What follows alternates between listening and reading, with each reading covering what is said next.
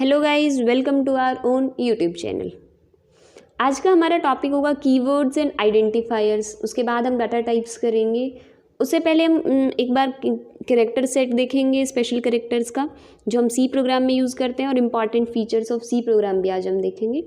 Data types most important है, exam में 100% देखने को मिल जाता है कहीं ना कहीं किसी न किसी क्वेश्चन में। तो डाटा टाइप बहुत इम्पॉर्टेंट है इस सेक्शन के लिए। और शुरू करने से पहले सबसे पहले मैं जिन जिन लोगों ने मुझे शेयर किया है अपना प्रीशियस अमाउंट मुझे यूपीआई किया है, तो उसके लिए मैं थैंक यू बोलना चाहूँगी, क्योंकि मुझे भी नीड है कि मैं आप लोगों के लिए थोड़ा सा क्वालिटी इम्प्रूव कर पाऊँ ताकि अपनी वीडियोज़ की। So I want to arrange something for you. तो मैंने यूपीआईडी शेयर की थी आप लोगों के साथ, और उनमें से कुछ बच्चों ने, आप लोगों ने मुझे शेयर भी किया है अपना precious amount. So thank you for that, and it matters to me a lot and a lot and a lot। ठीक है, बिल्कुल कम अमाउंट नहीं है। आप जो मुझे मैसेज कर रहे हो, तो आप जितना भी अपना कॉन्ट्री कर रहे हो बहुत है मेरे लिए। ठीक है, सिंगल पेनी मैटर्स। सो शुरू करते हैं अपनी पढ़ाई के लिए। Keywords and identifiers.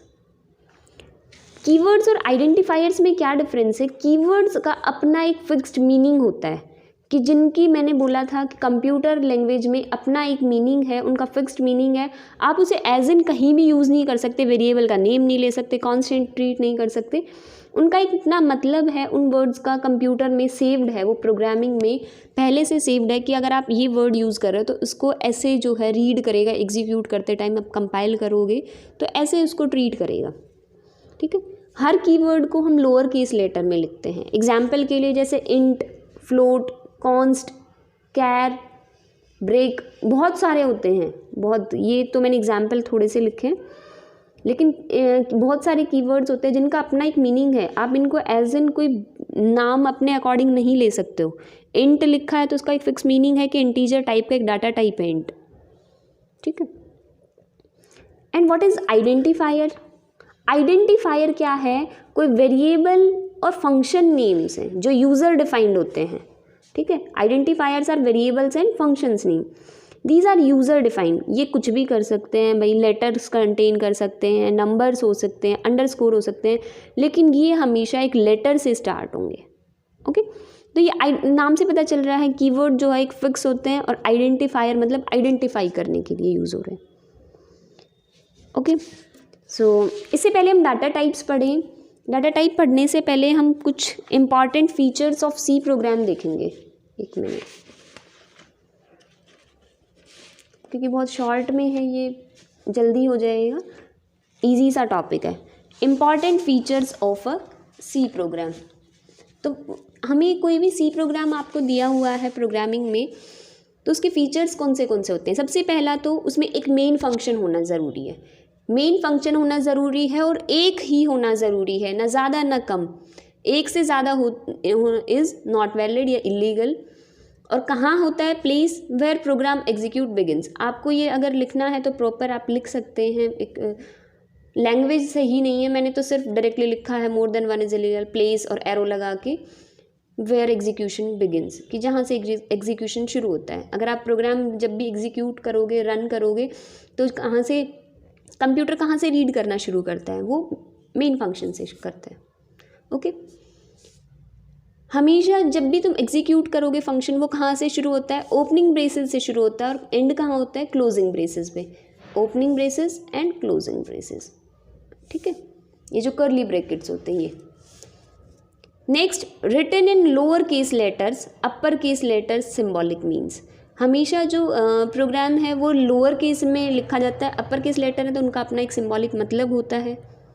Okay, her word at least एक स्पेस, टैब या पंक्चुएशन मार्क से सेपरेट किया जाता है। मतलब स्पेस बता रखा है कितना होगा, एक स्पेस या एक टैब या एक पंक्चुएशन मार्क होगा उनके बीच में, हर वर्ड किससे सेपरेट होगा।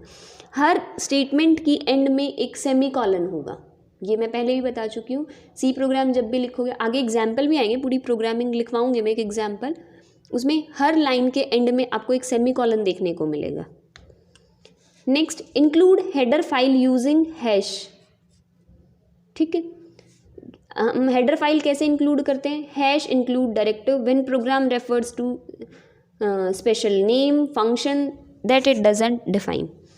तो कोई भी अगर हम डायरेक्टिव डालते हैं हैश इंक्लूड करके या ऊपर हेडर फाइल डालते हैं, जब हमें ये पता है कि किसी पर्टिकुलर फंक्शन को या जो हम डिफ़ाइन करेंगे वो फंक्शन जो डिफ़ाइन नहीं है, तो उसके लिए पहले हमें बताना पड़ता है कि ये फंक्शन हम यूज़ कर रहे हैं, तो इसके लिए हम ये हेडर फाइल यूज़ करेंगे।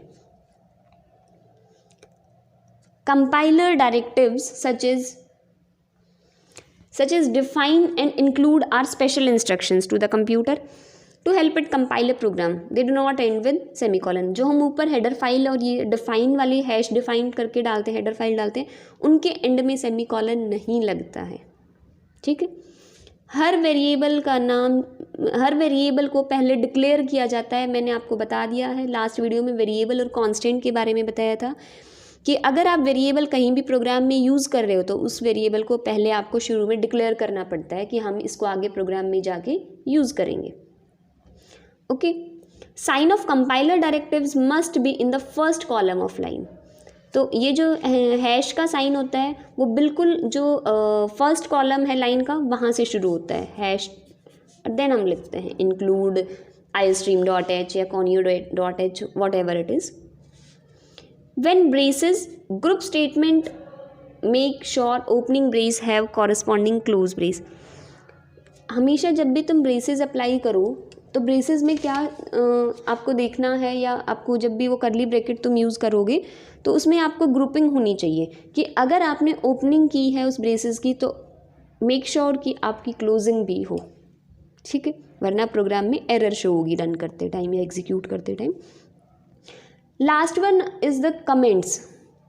कमेंट्स का जो है, कमेंट्स को कभी भी प्रोग्राम रीड नहीं करता है। जब भी तुम कंपाइल करोगे या एग्जीक्यूट करोगे प्रोग्राम को तो प्रोग्राम उसे रीड नहीं करता है। कमेंट्स सिर्फ हमारे लिए होते हैं, ठीक है, जो पढ़ रहा है उसके लिए होते हैं। जो उसके बीच में मैटर लिखा होगा कमेंट्स के बीच में, या मतलब जो भी साइन है उनके बीच में, वो एग्जीक्यूट करते वक्त कोई उसे रीड नहीं करता है, कोई रीड नहीं करता है। तो कमेंट किस लिए होते हैं? Increases readability, understandability, helps in testing and debugging. कि सिर्फ कमेंट्स इसलिए होते हैं कि जो आप टीचर या कोई दूसरा बंदा अगर आपके प्रोग्राम को पढ़े तो वो साइड में कमेंट्स देख के ये पता लग सके उसे कि इस प्रोग्राम में क्या चल रहा है, यहाँ इस स्टेप में क्या हो रहा है, इस स्टेप में क्या हो रहा है। ये स्लैश एंड एस्ट्रिस्क, ये एस्ट्रिस्क होता है। एस्ट्रिस्क कंप्यूटर में as a product symbol multiply use होता है। तो स्लैश एस्ट्रिस्क और बीच में जो भी लिखा है वो कमेंट होता है, एंड देन एस्ट्रिस्क और स्लैश, तो इसके बीच में लिखा जाता है कमेंट। ऐसे अगर आपने किसी भी नंबर को, जैसे हमने इसमें एंड लिखा है, ठीक है,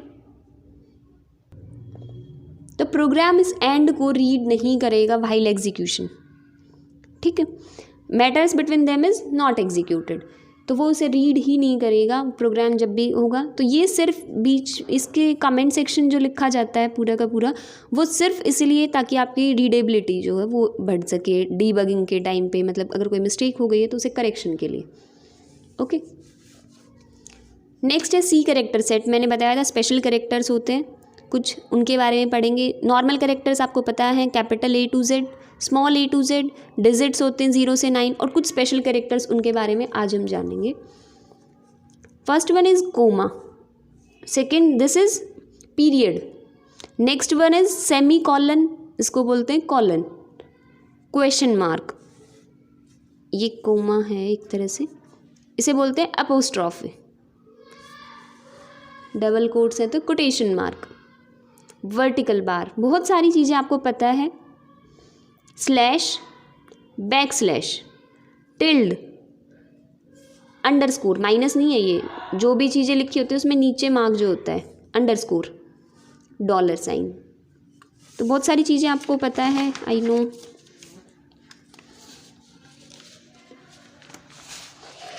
wait, this is pound sign या नंबर साइन, या इसी को हैश बोलते हैं। Percent sign, this is M%, and जो बोलते हो ना तुम M%। कैरेट, ठीक है, पावर के लिए जो यूज़ करते हैं। स्टार जो मल्टीप्लाई के लिए यूज़ करते हैं नॉर्मली, उसे बोलते क्या है, एस्ट्रिस्क।